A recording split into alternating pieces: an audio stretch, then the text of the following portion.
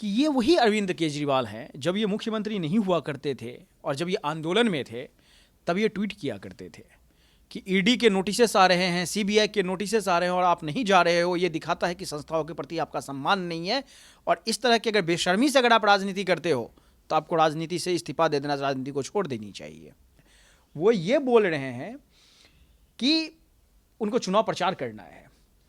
अब उनके लिए जो चुनाव प्रचार है वो ज़्यादा महत्वपूर्ण है इससे कि वो ईडी के ऑफिस में जाए और ये बताए कि घोटाला कहाँ हुआ है, क्यों हुआ है, कैसे हुआ है। कोर्ट को निश्चित रूप से संज्ञान लेना चाहिए और ये निश्चित रूप से अगर आप इन्वेस्टिगेशन में अगर कॉपरेट नहीं कर रहे हैं तो गिरफ्तारी, उसका अगला स्टेप वही है कि भाई आपको गिरफ्तार ही किया जाएगा। नमस्कार, मैं हूं आपके साथ अर्जुन खजूरिया और आपका स्वागत है हमारे चैनल पर। इस समय अगर बात की जाए दिल्ली में आम आदमी पार्टी की, तो आम आदमी पार्टी लगातार विवादों में नजर आ रही है। चाहे फिर वो बात हो दिल्ली का बहुचर्चित शराब घोटाला या फिर जल बोर्ड घोटाला, लगातार जांच एजेंसियां जांच कर रही हैं, अपना काम कर रही हैं। लेकिन इसी बीच जो बार बार अरविंद केजरीवाल को बुलाया जा रहा है ईडी की तरफ से, एक बार भी पेश होने नहीं गए, 5 बार समन दिया जा चुका है। उसके बाद दूसरे केस में जो है यहां पर जांच करती है ईडी। लेकिन अरविंद केजरीवाल जो हैं वो आकर के सोशल मीडिया पर तो अपना दुख व्यक्त करते हैं, कहते हैं कि ये देश संविधान से चलेगा, ये देश जो है कानून से चलेगा, ये देश जो है किसी के बाप की बपोती नहीं, ये सब लिखते हैं केजरीवाल। लेकिन ईडी के समक्ष नहीं जाते, आतिशी मार लेना। प्रेस कॉन्फ्रेंस करती है लेकिन नोटिस जो क्राइम ब्रांच की टीम देती है कि आप बताइए कौन विधायकों को खरीदने की कोशिश कर रहा है, उस बारे में कुछ जवाब नहीं देती हैं। लेकिन आकर के लोगों को ये दिखाने का प्रयास करते हैं कि हम ही कट्टर ईमानदार हैं। अब इन तमाम चीज़ों पर बातचीत करते हैं। हमारे साथ वरिष्ठ अधिवक्ता पीयूष पुष्कर मौजूद हैं, क्योंकि ईडी ने भी अब कह दिया जो हम पर झूठे आरोप लगाएगा, गलत आरोप लगाएगा, हमारे अधिकारियों पर गलत झूठ अफवाह फैलाने का काम करेगा, वो भी तैयारी रहे, कार्रवाई उन पर भी होगी। पीयूष जी, सबसे पहले तो अभी मैं अरविंद केजरीवाल से शुरू करना चाहूँगा। सोशल मीडिया पर थोड़ी देर पहले उन्होंने डाला है कि 16-16 घंटे ईडी रेड कर रही है, कुछ नहीं मिला, एक पैसा ना संजय सिंह के यहाँ से मिला, ना मनीष सिसोदिया के यहाँ से, ना सत्येंद्र जैन के यहाँ से, ये केवल हमको परेशान कर रहे हैं। चुनाव आ रहा है लोकसभा का, हमको परेशान करने की पूरी साजिश चल रही है, बीजेपी पर पूरा ठीकरा फोड़ा है। देखिए, इस पूरे केस को और जो पूरी एक स्थिति बनी है इसको मैं कानूनी दृष्टि से देखूंगा, क्योंकि ये जो आरोप है सरकार गलत कर रही है या संस्थाएं गलत कर रही है, ये मुझे लग रहा है कहीं ना कहीं इस तरह के प्रश्न जो हैं वो सीधे सुप्रीम कोर्ट को चैलेंज करना है। सुप्रीम कोर्ट ने जो ऑर्डर पास किया है उसको निगेट करने के बराबर है। मनीष सिसोदिया जी का बेल नीचे से लेकर ऊपर तक आर्ग्यू हुआ है, संजय सिंह का बेल भी नीचे से ऊपर तक आर्ग्यू हो रहा है। दोनों केस में डिटेल ऑर्डर से बेल डिसमिस किया गया है, पूरे मेरिट पे सुना गया, डिटेल आर्ग्यूमेंट्स हुए हैं और उसके बाद जाके जजेस ने लेंदी जजमेंट्स पास किए हैं।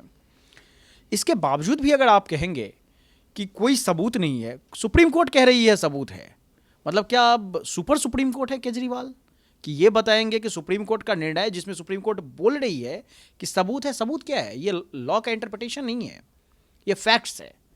वो अगर सुप्रीम कोर्ट बोल रही है कि ये चेन मिला हुआ है तो इसका मतलब ये है कि सुप्रीम कोर्ट अब ये मान रही है एविडेंसेस को देखने के बाद कि ये कंक्लूजन है, और आप बोल रहे हैं कि कोई वो नहीं है। तो इसलिए मुझे लगता है कि इस तरह की बचकानी बातें एक मुख्यमंत्री को नहीं करना चाहिए। दूसरी बात कि ये वही अरविंद केजरीवाल हैं जब ये मुख्यमंत्री नहीं हुआ करते थे और जब ये आंदोलन में थे तब ये ट्वीट किया करते थे कि ईडी के नोटिसेस आ रहे हैं, सीबीआई के नोटिसेस आ रहे हैं और आप नहीं जा रहे हो, ये दिखाता है कि संस्थाओं के प्रति आपका सम्मान नहीं है। और इस तरह की अगर बेशर्मी से अगर आप राजनीति करते हो तो आपको राजनीति से इस्तीफा दे देना, राजनीति को छोड़ देनी चाहिए। और आज वही केजरीवाल जब खुद को नोटिस आता है, 4-4, 5-5 नोटिसेस जंप कर रहे हैं, क्या और बोला क्या जा रहा है, किस बेसिस पे वो छूट पाने की कोशिश कर रहे हैं? वो ये बोल रहे हैं कि उनको चुनाव प्रचार करना है। अब उनके लिए जो चुनाव प्रचार है वो ज़्यादा महत्वपूर्ण है इससे कि वो ईडी के ऑफिस में जाए और ये बताए कि घोटाला कहाँ हुआ है, क्यों हुआ है, कैसे हुआ है। अब ये पूरा वाकया कहीं ना कहीं पूरा एक जगह सीमित होकर इस बात पर अब रह गया है जिसको कि आप केजरीवाल या उनके जो आपस के लोग हैं उनकी नौटंकी तक की पूरी सीमित हो गई है। एजेंसियों को जांच करने से रोका जा रहा है, नोटिसेस समन नहीं लिए जा रहे हैं, नोटिसेस नहीं लिए जा रहे हैं। 2-2, 3-3 घंटे वहाँ पर एजेंसी के लोग जो ऑफिसर्स जो है वो खड़े रह रहे हैं उनके गेट पे। क्या ऑफिसर्स का ये काम है कि वो नोटिस देने के लिए जाओ और 3 घंटे खड़े रहे? एसीपी रैंक का अधिकारी जाके वहाँ पर बैठा हुआ है। तो इससे साबित होता है कि उनको कानून, इस देश का संविधान जिसकी वो बार बार दुहाई देते हैं, इसके प्रति उनका कितना सम्मान है, इस देश और राष्ट्र के प्रति उनका कितना सम्मान है, उन संस्थाओं के प्रति कितना सम्मान है। लगभग 7 बार हो चुका है कि आम आदमी पार्टी ने कहा है कि हमारे विधायकों को खरीदने की कोशिश की जा रही है। ये जबकि एक अलग मैटर, 3-4 मैटर सब में ये अभी उलझे हुए नजर आ रहे हैं, जल बोर्ड, उसके अलावा दिल्ली शराब घोटाला। ये इसमें खुद केजरीवाल ने कहा है, आतिशी मार्लेना ने ये कहा है कि 25-25 करोड़ रुपया जो है वो लगा करके हमारे विधायकों को खरीदने की कोशिश की जा रही है, जिस पर बीजेपी जाती है और जा करके कहती है कि इसको मैटर को इन्वेस्टिगेट किया जाए।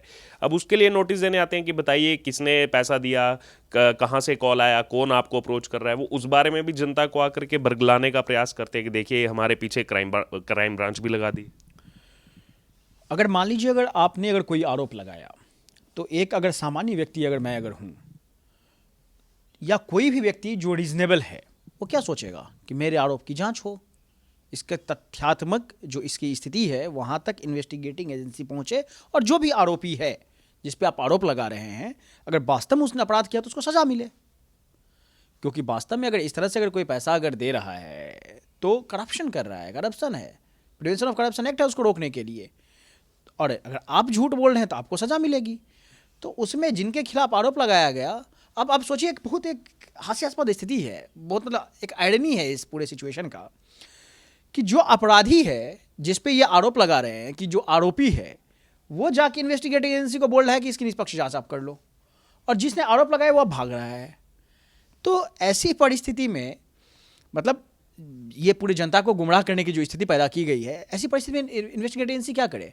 भाई उनके पास कंप्लेन गया कि भाई इसकी जांच कर लीजिए, आप भी तो आरोप यही लगा रहे थे ना कि ऐसा हो रहा है, तो ठीक है आरोप लगा, तो भाई इन्वेस्टिगेटिंग एजेंसी को भी ये लगेगा कि ये गलत है, तो उसकी जांच वो करने के लिए जा रहे हैं अब, और आपको नोटिस भाई दे दिया जा रहा है कि आप इन्वेस्टिगेशन ज्वाइन कीजिए, आप बताइए कि कहाँ पर आपके पास सबूत क्या है, तो सबूत आप दीजिए और उस पर सजा आप लोगों को करवाइए, जो आरोपी जिस पर आप आरोप लगा रहे हैं। और नहीं अगर आपके पास सबूत है तो फिर आपको झेलना पड़ेगा, क्योंकि इस तरह से आप कानून को आप टेकन फॉर ग्रांटेड नहीं ले सकते हैं कि आपके मन में जब जो आया बोल दिया, कभी मीडिया में आके कुछ बोल दिया, किसी व्यक्ति पर कुछ बोल दिया, हर व्यक्ति से फिर बाद में जाके माफ़ी मांगने लगे जब डिफामेशन सूट फाइल हुआ। तो ऐसा कोई व्यक्ति है जिस पर उन्होंने डिफामेशन सूट फाइल किया और माफ़ी ना मांगा हो? तो एक नियति बन गई है, एक राजनीतिक शुचिता की बात होती है, समझदारी की बात होती है, मर्यादा की बात होती है, सबको इन लोगों ने तार तार करके रख दिया है। कंप्लीट एक अराजक माहौल बनाने की कोशिश है ये, हर जगह यही परिस्थिति ये निर्माण करने की कोशिश कर रहे हैं, और फिर बाद में बोलते हैं कि हम सच्चे ईमानदार हैं। तो मुझे लग रहा है कानूनी दृष्टि से अगर देखें तो निश्चित रूप से बहुत ही एक ये गंभीर स्थिति पैदा हुई है, मतलब पूरी सिस्टमैटिक कोलैप्स वाली स्थिति है ये, कि आप इंस्टीट्यूशन के पास बोलते हैं कि भाई उनकी जांच हो जाए, और जब इंस्टीट्यूशन फिर उसको जांच करने की बात करता है तो आप बोलते हैं कि नहीं नहीं मेरे साथ तो गलत किया जा रहा है। तो ऐसी परिस्थिति में फिर क्या किया जाए? तो निश्चित रूप से मुझे लगता है कि इन्वेस्टिगेटिंग एजेंसी जो उनको निष्पक्ष जांच करनी चाहिए, जिन्होंने इस तरह के आरोप लगाए हैं, जिन्होंने जो भी कंप्लेन हुआ है उस पर वो जांच करके एक इसके सत्यता तक पहुँचे, और फिर उसके बाद दूध का दूध पानी का पानी हो जाए, जो भी इसमें गिल्टी हो उसको पनिश किया जाए। इसी बीच एक कभी अपडेट सामने आ रहा है, लास्ट आपसे कमेंट लेना चाहूंगा। एक यूट्यूबर है रचित कौशिक, वो लगातार केजरीवाल का सच उजागर करते हैं। उनको पंजाब पुलिस उठा करके लेके गई है सिविल ड्रेस में आकर के, और ये पहले भी देखा गया तेजिंदर बग्गा को जो है वो यहाँ से दिल्ली से लेकर के गई थी पंजाब पुलिस। टाइम्स नाउ न भारत ने खुलासा किया था ऑपरेशन शीश महल का, उनकी रिपोर्टर को वहाँ पर बंद कर दिया था पंजाब में। तो ये बार बार अब लोग सोशल मीडिया पर अभी मैंने देखा सवाल उठा रहे हैं कि ये दिल्ली पुलिस भी चाहते हैं, केवल अब इनके पास पंजाब पुलिस है तो इस समय ये सब हो रहा है, तो दिल्ली पुलिस भी मिल गई तो ये तो क्या क्या करेंगे आने वाले समय में? निश्चित रूप से गंभीर चिंता का विषय है, क्योंकि आप ये देखिए, सबसे पहली बात कि जब भी अगर दूसरे स्टेट से कोई पुलिस अगर दूसरे स्टेट में आके अरेस्ट करती है तो उस देश की मतलब उस राज्य की लोकल पुलिस को बताना पड़ता है। प्रोसेस ये है, ये बिना बताए हुए करते हैं। हमने इससे पहले भी जिन केस का आपने जिक्र किया वहाँ भी ये हुआ, बिना बताए हुए ये घर पे पहुँच गए थे, और उसके बाद फिर दिल्ली पुलिस का फिर इंटरवेंशन हुआ है। और अगर आप नहीं अगर बताते हैं तो इसका मतलब है कि आप किडनैपिंग करने के लिए भी जा रहे हैं। वो अभी सोशल मीडिया पर लोग जो आम जनमानस है वो उसको किडनैपिंग करके ही ट्रेंड कर रहा है इस टाइम। एक्चुअली क्योंकि इस तरह की जो स्थिति है, अगर जो एक प्रोटोकॉल है अगर उसको आपने पालन नहीं किया अगर है तो निश्चित रूप से वो एक अपराध है। दूसरी बात कि पंजाब पुलिस को जिस तरह से मतलब एक पॉलिटिकल टूल के तौर पे यूज किया जा रहा है, और दूसरी तरफ फिर आप इधर रो भी रहे हैं, ये मुझे लग रहा है कहीं ना कहीं जो बहुत एक विडंबना वाली स्थिति है कि एक तरफ आप जिस चीज़ का आरोप दूसरों पे लगा रहे हैं, दूसरी तरफ वही चीज़ आप कर रहे हैं। तीसरी बात कि उतना ही नहीं, बहुत सारे आम आदमी पार्टी के जो शीर्षस्थ नेता हैं, जो उसमें कुछ राज्यसभा के भी हैं, उनके पास पंजाब पुलिस का पूरा प्रोटोकॉल है। वो दिल्ली में घूम रहे हैं पंजाब पुलिस के प्रोटोकॉल को लेकर, जब वो सिर्फ राज्यसभा के एक सदस्य हैं, कुछ और नहीं है वो, और पूरी की पूरी कैनवो उनके साथ चलती है वो। तो जो ऐसी स्थिति है इसमें ये तभी मैं आपको बोल रहा था कि कैओटिक सिचुएशन क्रिएट करने की कोशिश की जा रही है, जहां पर कि सारा नियम कानून को ताक पे रख के जो मैं कहूं बस वही सही है, जो मैं करूं बस वही सही है। तो ये लोकतांत्रिक मूल्य जो है उसके लिए बहुत खतरा है और देश के लोकतंत्र के लिए बहुत बड़ा खतरा है। आखिरी छोटा सा कमेंट, अब क्योंकि ईडी जो है वो राउज एवेन्यू कोर्ट भी पहुंच गई है पूरे मैटर को लेकर कि 5-5 बार समन दिया, केजरीवाल जो है बिल्कुल भी सहयोग नहीं कर रहे हैं, तो क्या आगे, क्योंकि जनता ये जानना चाह रही कि क्या आगे गिरफ्तारी भी संभव है, क्या ईडी जो है गिरफ्तार कर सकती है? कोर्ट को निश्चित रूप से संज्ञान लेना चाहिए, और ये निश्चित रूप से अगर आप इन्वेस्टिगेशन में अगर कॉपरेट नहीं कर रहे हैं तो गिरफ्तारी उसका अगला स्टेप वही है कि भाई आपको गिरफ्तार ही किया जाएगा।